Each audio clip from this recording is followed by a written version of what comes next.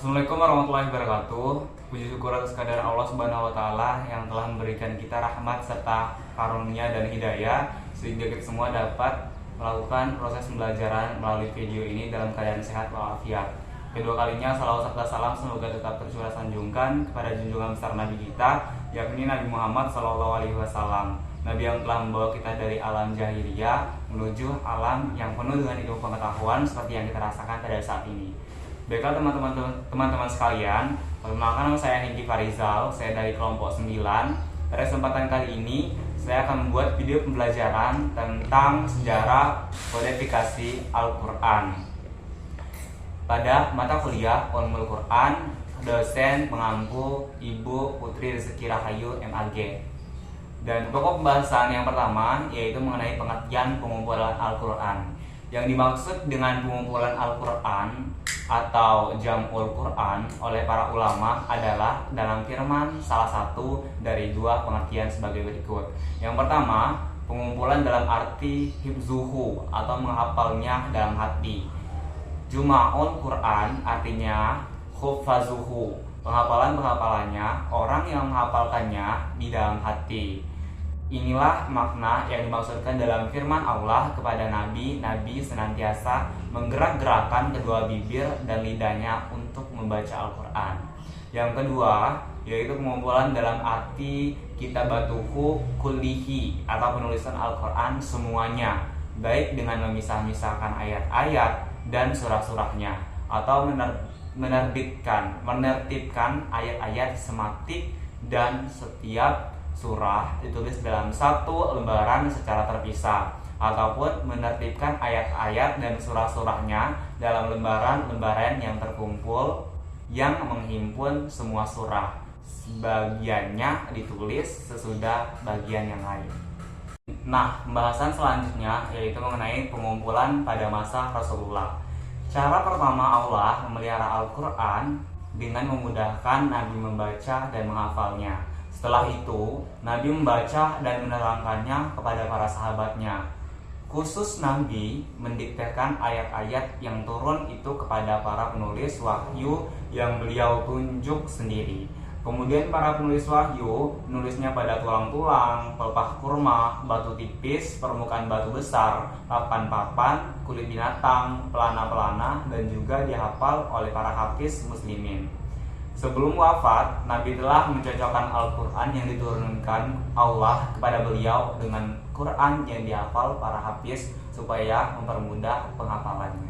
Nah, pembahasan selanjutnya yaitu mengenai pengumpulan Al-Quran pada masa Abu Bakar As-Siddiq. Pada masa Abu Bakar As-Siddiq, pengumpulan Al-Quran dalam sebuah mushaf dilatar belakangi oleh adanya kekhawatiran Umar ibnu Khattab, mengingat bahwa dalam perang Yamamah yang terjadi pada tahun 12 Hijriah telah mengakibatkan gugurnya 70 qori. Lama-lama biasa habis para sahabat yang hafal Al-Quran. Demi terpeliharanya Al-Quran dan kelangsungan masa depan Islam pada masa-masa yang akan datang, oleh sebab itulah Umar bin Khattab mengusulkan kepada Abu Bakar sebagai khalifah untuk mengumpulkan Al-Quran dalam satu mushaf. Semula Abu Bakar keberatan karena khawatir termasuk perbuatan bid'ah. Umar berhasil meyakinkan bahwa usaha pengumpulan Al-Quran seperti yang diusulkannya itu hanyalah meneruskan apa yang telah dirintis oleh Rasulullah SAW sendiri. Selanjutnya, pengumpulan Al-Quran pada masa Utsman bin Affan. Pengumpulan pada masa Khalifah Utsman bin Affan difokuskan pada penyamaan dialek. Mushaf ditulis dengan satu huruf ataupun dialek agar orang bersatu dalam satu qiraat. Adapun pengumpulan pada masa Utsman dilatar belakangi oleh banyaknya perbedaan hal qiraat atau dalam cara membaca Al-Quran, sehingga mereka bebas membacanya menurut logat mereka masing-masing. Dan ini menyebabkan timbulnya sikap saling menyalahkan. Misalnya umat Islam di Syam, ternyata memang Utsman Kekhawatiran Utsman dapat dibaca jelas dalam pidatonya waktu itu. Anda semua yang dekat denganku berbeda pendapat, apalagi orang-orang yang bertempat tinggal jauh dariku, mereka pasti lebih berbeda lagi. Hadis riwayat Daud. Para ulama berbeda pendapat tentang jumlah mushaf yang dibuat dan dikirimkan ke berbagai daerah. Yang pertama, Ibnu Abu Daud mengatakan, "Aku mendengar Abu Hatim As-Sijistani berkata, telah ditulis 7 buah mushaf, lalu dikirim ke Mekah, Syam, Yaman, Bahrain, Basrah, Kufan, dan sebuah ditahan di Madinah. Kemudian ada yang mengatakan jumlahnya ada 4 buah, masing-masing dikirim ke Irak, Syam, Mesir, dan mushaf Imam, atau dikirim ke Kufah, Basrah, Syam, dan mushaf Imam." Dan yang selanjutnya ada juga yang mengatakan bahwa jumlahnya ada 5. Asyuti berkata bahwa pendapat inilah yang masyhur. Dan terakhir, Ibrahim Al-Ibyari dalam kitabnya berjudul Tarikul Quran atau Alih Bahasa Sa'ad Abdul Wahid menegaskan bahwa yang dibuat Utsman 6 buah mushaf dikirimkan ke Mekah, Syirah, Bahrain, Basrah, Kufah, dan yang satu disimpan di Madinah.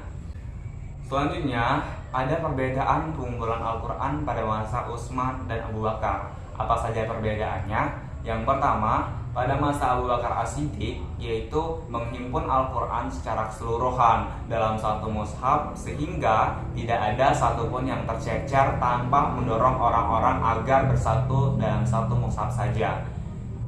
Akan tetapi pengumpulan Al-Quran pada masa Utsman bin Affan, yaitu menghimpun Al-Quran secara keseluruhan dalam satu mushaf, namun mendorong orang-orang agar bersatu dalam satu mushaf saja. Hal ini karena adanya implikasi yang sangat mengkhawatirkan dari beragam versi qiraah tersebut.